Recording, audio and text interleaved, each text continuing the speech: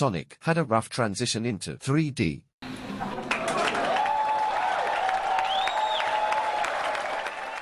That sentence being placed at the beginning of any review, article, or editorial discussing the Sonic franchise has become such a cliché by now that pointing out how cliché it is has itself become a cliché. And hopefully my drawing attention to these clichés will excuse the fact that I myself am also using it. But that statement becoming so common happened for a reason.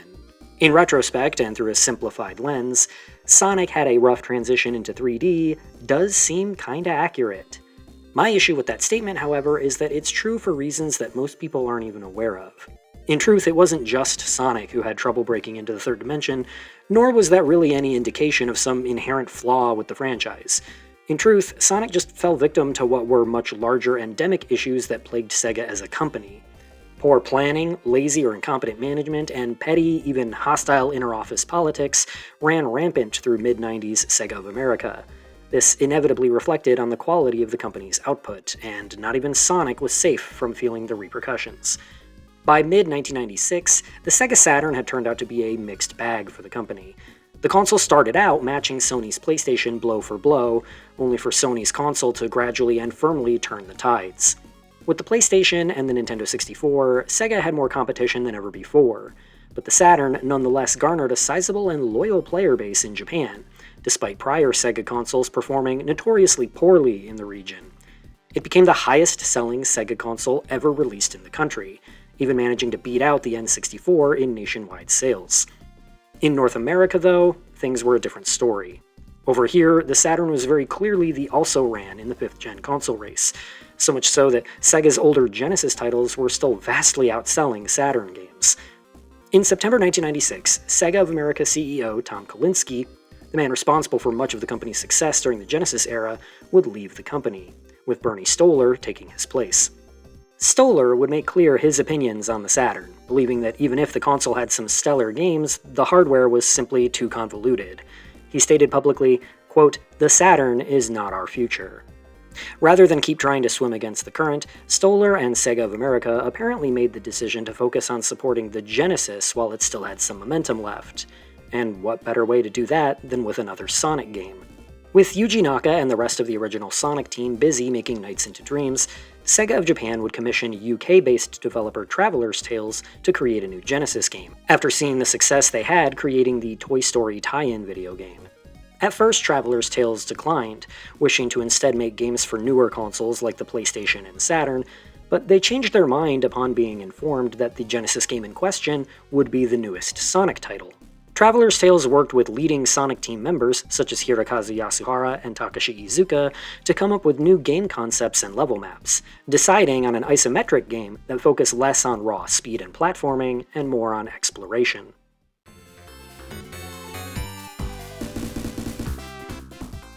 Sonic 3D Blast, known as Sonic 3D Flickies Island outside of North America, sees Sonic visiting, well, Flicky Island, just in time to find Eggman capturing the Flickies in an attempt to harness the power of the Dimension Rings, which he believes will grant him easier access to the Chaos Emeralds. Sonic, with a bit of help from Tails and Knuckles, sets off to rescue the Flickies and stop Eggman once more. Sonic 3D is an isometric platformer wherein the player must locate and defeat robots to rescue the Flickies within, and then lead the Flickies to the nearest Dimension Ring to access the next section of the level. This is repeated 2 or 3 times per stage, with each zone split into 2 acts as well as a boss act. This basic concept is clearly an homage to the classic Sega arcade title, Flicky, which saw a mama bird guiding a string of chicks through a house full of cats to safely reach the exit. This concept is combined with the isometric puzzle platforming of the Game Gear title Sonic Labyrinth, but with a lot more traditional Sonic traits. Notably, Sonic isn't slow as molasses this time. He can run, jump, and spin dash, and he has access to your traditional Sonic power-ups, speed shoes, invincibility, and 3 types of shields. There's the standard shield with no special qualities, a flame shield that makes you immune to fire-based attacks and hazards, and a new gold shield, which allows Sonic to home in on an enemy mid-jump or immediately dash straight down if no enemies are present. This helps in safely attacking enemies without risk of mistiming a jump or roll, and this homing attack would go on to become a staple of Sonic's 3D moveset starting in Sonic Adventure. There's also the inclusion of Sonic tokens scattered throughout each level, usually located floating above springs. Collecting 10 of these grants the player a continue, but many of them are placed so high that Sonic requires a full string of 5 Flickies behind him to reach them. Levels in Sonic 3D, despite being split into 2 or 3 segments each, tend to be wide open and largely non-linear, and the player's goal is to hunt down all 5 enemy robots in each section of the level and free the Flickie inside, bringing them to the Dimension Ring to move on. While Flickies can be transported to safety one at a time, points are multiplied if the player transports all 5 at once. Whenever Sonic takes damage, in addition to losing his rings like usual, any Flickies following behind him will scatter and must be recollected. Individual Flickies will also wander off if they themselves are struck. Flickies come in different colors that denote their behavior whenever separated from Sonic. For example, blue Flickies will always try to return to Sonic, while green Flickies will try to avoid him. In Act 1 and 2 of most levels, Tails and Knuckles are located at specific spots, and if the player brings them a total of at least 50 rings, they'll be transported to the special stage, where they'll have the opportunity to collect a Chaos Emerald. Special stages can be retried as often as you want, as long as you can continue to deposit 50 rings. There's no Super Sonic here, and instead grabbing all the emeralds just grants you access to the final boss and the game's true ending. Given the isometric viewpoint, levels in Sonic 3D aren't really built for pure speed, but rather exploration, with much of Sonic's trademark speed being saved for scripted spectacle moments or transitions. The player is going to spend a lot more time navigating and getting their bearings than in prior games, and as such the traditional 10-minute time limits of the classic Sonic games has been removed. Instead, if the player takes over 10 minutes, they'll receive 0 points on their time bonus, and their time will be listed as too long on their end-level scorecard.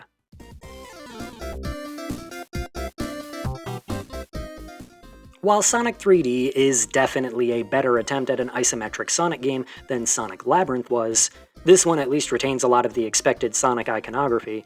A lot about this game seems underwhelming or even frustrating at times. For one, the game's title is misleading. It's not 3D, it's isometric 2D, which simulates 3D, but that's not the same thing. But that's not the real issue here. The thing about isometric cameras in video games is that they're not particularly known to work well for action games. They're typically used for slower-paced adventure, puzzle, or strategy games, and in the context of Sonic 3D, isometric angles mean the camera is far too zoomed in to ever make Sonic's trademark speed feel good in any capacity. And the skewed sense of depth perception also makes precision aiming and platforming tricky. The game designers seem to know this too, because there's a lot less platforming this time, and it's what makes the spin dash and homing attack absolute godsends when it comes to destroying robots. It always feels like I'm moving through this game 2 or 3 feet at a time because that's the only way I can actually see enemies and obstacles coming in time to safely react to them. It only took 1 or 2 levels for me to just stop collecting the Speed Shoes power-up, because going fast in this game honestly just feels like a detriment. While Sonic Labyrinth is the worst game when compared to this one, it did kinda have the right idea in slowing Sonic down. Isometric angles and their limited field of view just frankly aren't conducive to the high-speed movement one would expect from Sonic. Collecting the Flickies also comes with a few issues. While I wouldn't necessarily say it was boring or that it felt like a chore, it did feel like padding at times. Like it was one giant excuse for the player to slow down and explore these maze-like levels instead of just zipping through them. They got rid of the 10-minute time limit for a reason. It wasn't uncommon for my time on a single act to pass 7 or 8 minutes, and I got that too long scorecard more than a few times. The final zone, Panic Puppet, goes against the formula by not requiring the player to destroy any robots. Act 1 sees the Flickies trapped in pods, and Act 2 has no Flickies at all, allowing you to just play it like a traditional Sonic level. In fairness, this does have some cool narrative implications. As you get closer to Eggman's base of operations, he has less time to capture the Flickies and put them in robots. But it also highlights just how much smoother and less padded this game would feel if every level were like that. While I wouldn't go so far as to say the game would be better without the Flickies at all, they did cause a lot of big annoyances here. Namely, the way the Flickies scatter when you take a hit. Once the Flickies are separated from Sonic, they tend to just congregate in that area until you retrieve them again. Which on paper sounds fine, but if you were, say, hit by a stage hazard and have to stick around to pick up the Flickies you dropped, that means you'll be repeatedly risking another hit from that same stage hazard as you try to retrieve all the Flickies. This just creates a loop of Sonic losing the same Flickies over and over. It would almost be comical if it weren't so irritating. In contrast to the game's main levels being too long and too frustrating, the special stages feel like the exact opposite. They take after the special stages in Sonic 2, where the player controls Sonic from behind his back as he automatically runs through a linear path full of rings and mines. Rather than a snazzy half-pipe though, you now have these simple flat bridges, occasionally broken up by small ledges to jump over. These stages are honestly kinda pathetic. They're really short and really easy. The ring requirements are the exact same every time, and while the overall layout for each stage is different, the only thing that really changes is the amount of bombs to avoid. Even the backgrounds start to repeat after a certain number of stages are cleared. These things didn't start to get even a little bit difficult until I was 5 or 6 emeralds in, and the only stage I had to play more than once was the last one. Since each act gives at least 2 opportunities to get each emerald, and given that rings respawn whenever you exit a special stage, meeting the 50 ring requirement to try again is really a non-issue, meaning these are some of the easiest Chaos Emeralds to get. Even with the game's lack of any save feature, it never felt like I was at any risk of missing out on the game's true ending, and I had all 7 emeralds well before the game's halfway point.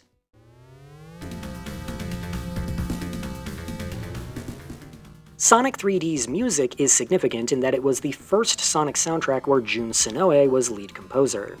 Senoue first started with Sonic as part of the music team for Sonic 3 and Knuckles, and he would go on to become one of the major in-house musicians for Sonic Team, helping form the band Crush 40 and still creating music for the franchise to this day. His work on Sonic 3D isn't necessarily his most well-known, nor even his best, but there are still some really memorable songs regardless. A few would even be repurposed for Sonic Adventure, such as Green Grove Zone being the music for the second half of Windy Valley, and Panic Puppet Zone being used for the opening segment of Twinkle Park.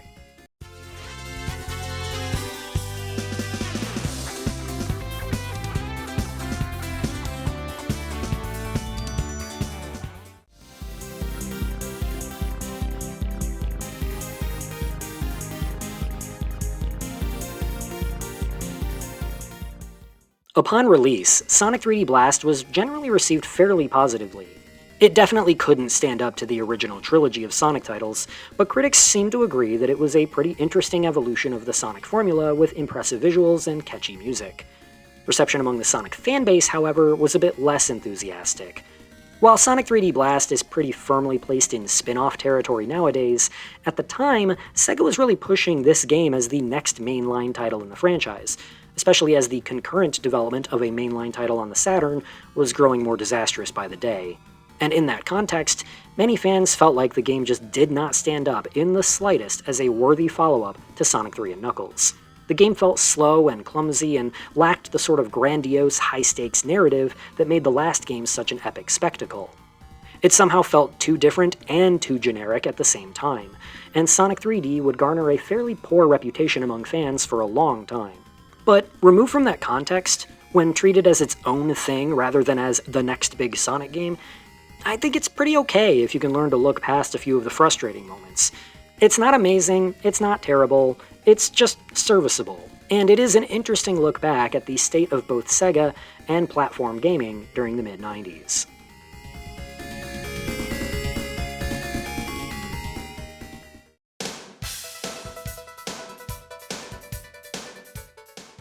During the time Traveler's Tales was working on Sonic 3D, SEGA Technical Institute were themselves trying to nail down a 3D Sonic game on the Saturn. The console was flailing in Western markets, and the Hedgehog was seen as the final hope to drive up sales. Unfortunately, SEGA Technical Institute had become infamous for its, let's say, haphazard work ethic. Despite the company's original vision of unifying Japanese and Western game developers into one cohesive team, the Japanese employees of STI grew a distaste towards the American half of the company, and would often isolate themselves to work on projects alone. The Americans at STI were unorganized. Artists would draw levels that hadn't been approved yet, programmers would wait and wait for every bit of art and level to be drawn up before doing anything, and game designers would just do whatever the hell they wanted. The internal office politics had also grown increasingly toxic, with the lead art director, according to STI president at the time, teaching the art team to hate the designers and programmers.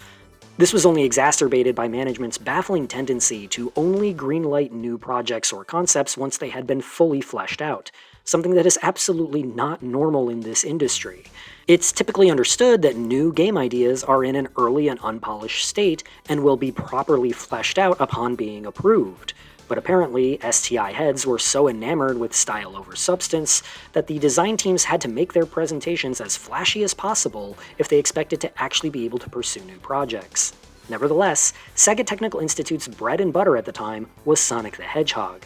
And given that that was Sega's flagship character, that meant that Sega higher-ups were pouring endless money and resources into STI. But with a lot less of the oversight or supervision that internal Sega teams would typically receive, and with STI management obsessed with doing constant check-ins on the team's projects, it meant work at the American side of STI was notoriously slow. Nonetheless, with the original Sonic team busy on Knights, STI would be the team chosen to properly introduce Sonic to the world of 3D on the Sega Saturn. That game, given the very 1990s title of Sonic X-treme, would never see the light of day. I don't typically go into too much detail about cancelled games on this channel, and there's already a great What Happened video about Sonic X-treme, so I won't delve too deeply into things here, at risk of just repeating a lot of the things they already covered. But to try to summarize the absolute mess of a project Sonic X-treme was, basically everything that could feasibly go wrong while making a video game went wrong. Team leaders leaving and new inexperienced ones taking their place, new studios being brought in and kicked out, time and budget constraints, too many ideas being thrown around at once by all the different teams involved, unorthodox, avant-garde, overly ambitious game design, assets and even entire builds being scrapped as the project was constantly shifted around, content continuously being cut as deadlines loomed closer and closer, poor management, programmers being overworked and mistreated, the list goes on and on. At first, the game was planned to feature no less than 4 playable characters, each with their own unique playstyles. Sonic's levels would be a combination of side-scrolling and full 3D. The levels would be able to rotate as Sonic traveled along walls and ceilings to discover new routes, with a fisheye lens camera that would expand the player's field of view. Tails' levels would be behind-the-back action levels. Knuckles would have overhead mazes to traverse, and new character Tiara would have traditional 2D side-scrolling levels. Amy, Rose, and Super Sonic were also planned to some capacity, with Amy even receiving a character model, and Fang and Metal Sonic were to be boss fights. Now, look, this multiple playable characters with unique gameplay styles is a format that only barely worked when Sonic Adventure tried it 2 years later, and that was from a far more experienced team than the one working on Sonic X-treme. Concepts were being dropped days after they were initially pitched, and even when the team received level maps from Sonic Team's own Hirokazu Yasuhara, they weren't able to be implemented into the unique gameplay X-treme was using. At one point, the game was being built on 2 separate engines. The first engine, developed by programmer Ofer Allen, was the one for standard levels, with the fisheye lens and the rotating level maps. The second engine, developed by Christina Coffin, would be used for the boss battles, and was superficially very similar to Yuji Naka's Knights engine despite being entirely new code. Christina Coffin, alongside game designer Chris Sen, we'll call them the Chris's, were leading much of the project after the departure of its original director, Michael Kosaka, and they were both inexperienced at heading a project of this scale. Sega of America tried to contract an outside team to assist in the game's coding, but this meant Ofer Allen was forcibly removed from his role as lead programmer, despite most of the game's assets being made by him, which the team saw as a huge betrayal. When Sega of Japan execs visited to check on the game's progress, they were disappointed at how little of the game was finished, but they were impressed by Chris Coffin's boss engine, and requested that the entire game be made using that, which set the team back even more.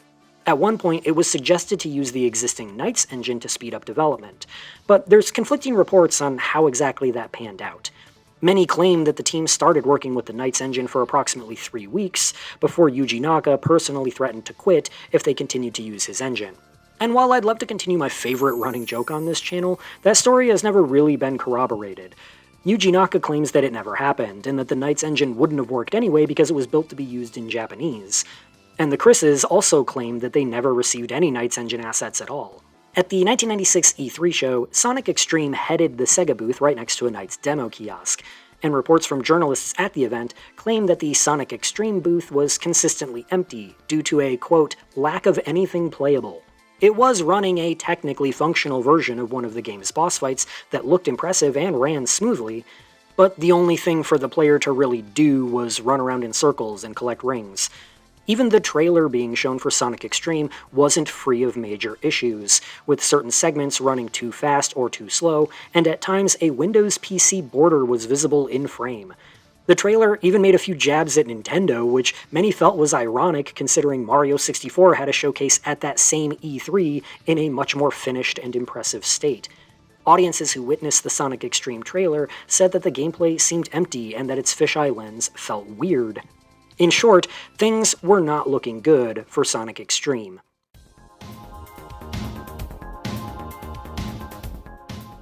Once Bernie Stolar became Sega of America CEO in April 1996, he dialed the project back to just the original team, hoping that this would keep the operation running with a smooth and consistent vision. Despite all the setbacks, there were still hopes to have the game out in time for that year's Christmas. The Chris's and much of the dev team would move into the STI building, eating and sleeping at the office as they worked up to 20 hours a day in an attempt to get the game finished. Inevitably, though, overwork would catch up to them. Chris Coffin became ill and had to depart from the project. Chris Sen would come down with pneumonia, losing 25 pounds in 3 months as he stayed determined to work on the game at all costs. Any time he didn't spend working was spent vomiting or passed out, and photos of him at the time show us that he had become emaciated by the end. During that time, he was told by a nurse that he had 6 months left to live. By October 1996, he had to inform Sega management that he could not continue on the project and that the game would not be out in time for Christmas. The official statement from Sega at the time was that Sonic X-treme was delayed, but everyone involved in the project knew from how disastrous development had been that this meant the game was cancelled for good. And see, that's what I mean when it comes to that cliche I mentioned earlier.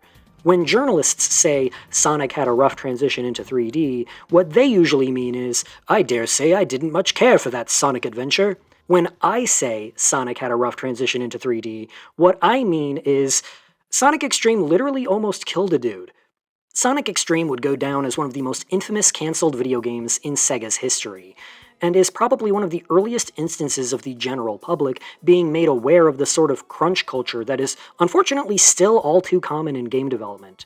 Chris Sen, who did not die, thank God, has since been quoted, "It was about as bad as I've seen, allowing a newbie wannabe designer like me to fill a veteran like Michael Kosaka's shoes without guidance and direction, going through 3 lead programmers in the first year and a half of production, each time restarting the technology.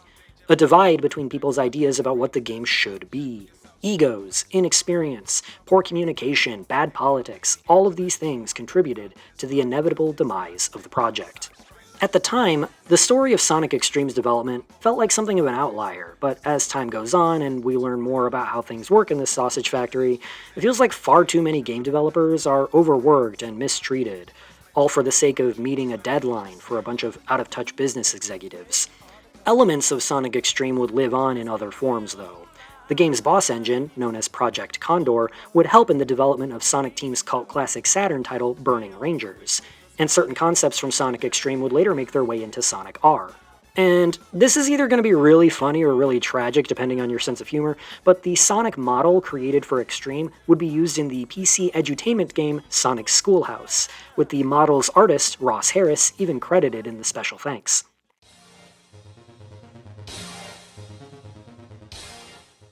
Unfortunately, the cancellation of Sonic X-treme would mean the Saturn wouldn't see any mainline Sonic releases during its lifetime, which was the console's last hope at pulling itself from the trenches in the Western gaming market. Sonic Team themselves would briefly begin work on a Saturn Sonic title in the wake of Nights into Dreams, but with the premature end of the Saturn already in sight, those plans would be shifted to Sega's next planned console, the Dreamcast, with the Saturn work that had already been finished eventually being used for Sonic World, the interactive gallery mode from Sonic Jam. Alas, even those involved with the Sonic X-treme project had a feeling it was beyond saving well before the actual cancellation. Bernie Stolar had seen the writing on the wall for a while, and upon Chris Sen officially dropping out from the project, Stolar revealed that he had been working on a Saturn port of Sonic 3D Blast as a backup plan. In interviews since, Sen has said that he doesn't believe the game would have been a success anyway. It was too unorthodox and wouldn't have been a worthy successor to the Genesis titles. He even flat out said the game wasn't very fun. And honestly, looking at the footage and the early playable builds of the game that have been released online since, I have to say I agree. Even taking into account that the game is unfinished and unpolished, it just doesn't seem very interesting. It looks like it would have been very awkward and odd to control, and considering it would have been released in the wake of Super Mario 64 and Crash Bandicoot, the game frankly never really stood a chance. I dare to say, had Sonic X-treme been released, it would have been an embarrassment comparable to the likes of Sonic 06. It is a very interesting and downright important piece of Sega history, but the lack of an official release of Sonic X-treme isn't something I've ever lost sleep over. I only wish I could say the same for those poor programmers.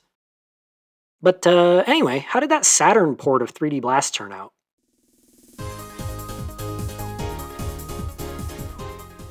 Sonic 3D Blast on the Saturn is largely the same game as it was on the Genesis, with a few notable differences. The controls and level layouts are all exactly the same. Everything's just been given a shiny new coat of paint with more colors, more detailed textures, and certain environmental effects like rain, snow, and fog. There's a lot more movement, too, with certain flourishes and tiny little background effects being sprinkled throughout. Most drastic, I think, is the final fight. What was originally just a giant black void is now a full-fledged factory backdrop. Stylistically, I think I actually prefer the old one. It makes the fight feel more ominous somehow, but the Saturn version is certainly more visually lively. Aside from just the graphical updates, though, there are a few additions that make this version a little more enticing than the Genesis one. For one thing, pausing the game not only reveals elements missing from the standard HUD, such as how many Sonic tokens you currently have, but it also reveals a full map of the current act, which is a huge help in navigating some of these levels. Each level even has its own custom pause screen that fits the zone's theming. Being a disc-based game, the Saturn version does unfortunately suffer from load times where the Genesis game had none, but at least the load screens here show this spiffy little map of Flicky Island. I liked that touch in Sonic 1 on the Game Gear, and I still like it here. There's still no save feature though, unfortunately. The Saturn version also replaces the original's crunchy compressed FMVs with all new ones, although oddly any in-game cutscenes were removed. The game's opening narration montage is completely missing. It's not even in the game's attract mode, as is the short transition scene before the final boss. The soundtrack was also completely redone from scratch, featuring all new music by Richard Jacques, an English composer who would work on music for various other Sonic games in the future, perhaps most notably Sonic R. Personally, I've never been a big fan of Jacques' work. Now, I'm no expert in music, but in my humble opinion, a lot of his stuff just seems kinda generic. It sounds like the kind of music you'd hear in like a C-tier DreamWorks movie. Some of it even seems kinda out of place, like this music for Volcano Valley Zone, which sounds way too dramatic.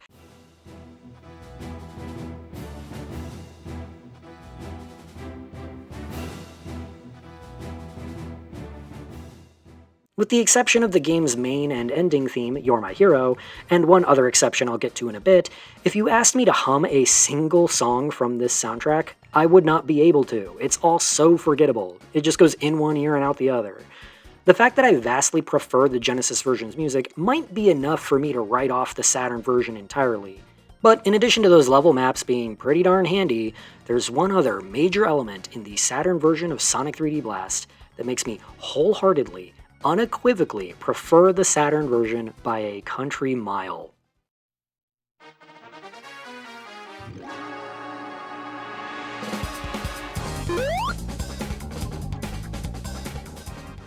These special stages are some of my favorite special stages in the history of the Sonic franchise.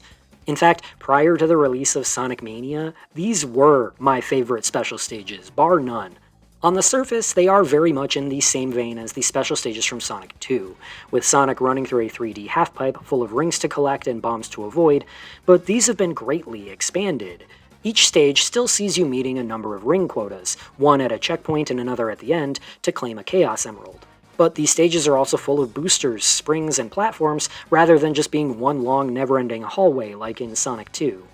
Sonic can run and jump, but new to this iteration of the special stages, Sonic can also roll into a ball, and my god, it has actual rolling physics, where you gain speed downhill and lose it uphill. At certain points, you can pass through these gates that grant you more rings depending on how quickly you reach them, meaning that playing the stages well, avoiding hazards, hitting the right boosters and ramps, and smartly running and rolling to keep your speed, will reward the player with bonus rings.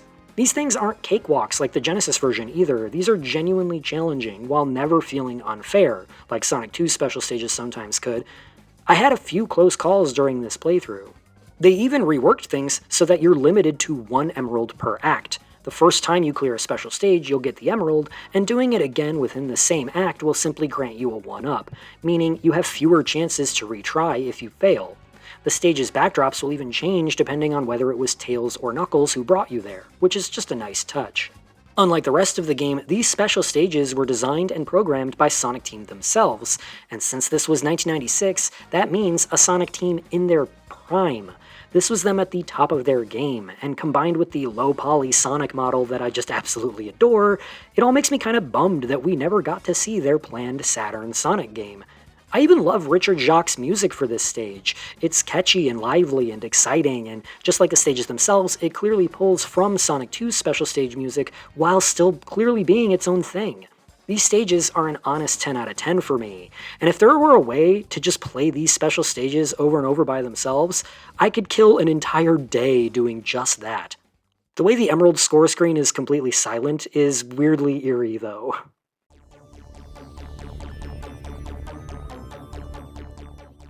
The Saturn version of Sonic 3D Blast, despite the improved graphics and fancy new special stages, actually scored lower with critics than the Genesis version did, likely because critics were aware that the Sega Saturn was capable of so much more than just a prettied-up Genesis port. If you ask me though, unless you're super attached to the Jun Sonoe score, the Saturn version is absolutely the better choice if you find yourself having to choose between the two. A PC port was also released in 1997 based on the Saturn version, but with unfortunately incredibly dumbed-down versions of those special stages. It uses the half-pipe, but with 2D sprites for Sonic and the various objects, and strangely the stages are all the exact same layout repeated for all 7 Emeralds. In Japan, the Genesis version of Sonic 3D Blast wasn't released at all, and they wouldn't get it until it was included in Sonic Mega Collection in 2002. But they did eventually get the Saturn version in 1999. It was among the last Saturn games ever released, and if you're good with your years, you'll notice that that actually came out after Sonic Adventure. This resulted in the Japanese art for 3D Blast adopting this really unique flair. It's like a blend of the classic character designs, but drawn in the Sonic Adventure style, and I actually really dig that. But the Saturn and PC ports wouldn't be the end of Sonic 3D Blast. In 2017, an enhanced version of the Genesis game was released online under the title Director's Cut, brought on by none other than John Burton himself, founder of Traveler's Tales and the game's original director.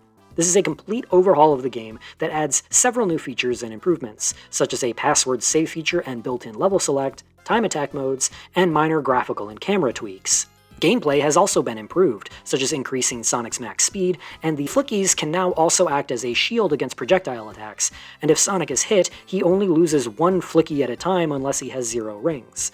Super Sonic was even added into the game with full functionality. Frankly, the fact that this director's cut exists at all is incredible. We're not talking about just another fan-made ROM hack here. Those are a dime a dozen in the Sonic fanbase. This is the game's original director and programmer looking back at his own work and saying, I can make this better, and then doing that, putting the finished product out there into the world for the fans to enjoy for free without asking for anything in return. Nobody was asking for this. Sonic 3D Blast isn't a particularly beloved game, and it's not like John Burton needed the attention or anything. Traveler's Tales isn't some obscure or struggling game dev studio. They make all the LEGO video games. And even if John doesn't work at the company anymore, founder of Traveler's Tales still looks good on a resume. No, presumably John did this just because he wanted to. He clearly looks back on his work with the Sonic franchise somewhat fondly, and even the Sonic X-treme team don't seem to regret their time working on their game either. They really only seem to regret that the game was never finished. And that just goes to show that no matter what kind of company politics were plaguing Sega back in the day, creativity and passion, the desire to make a great video game, will always pull through in the end.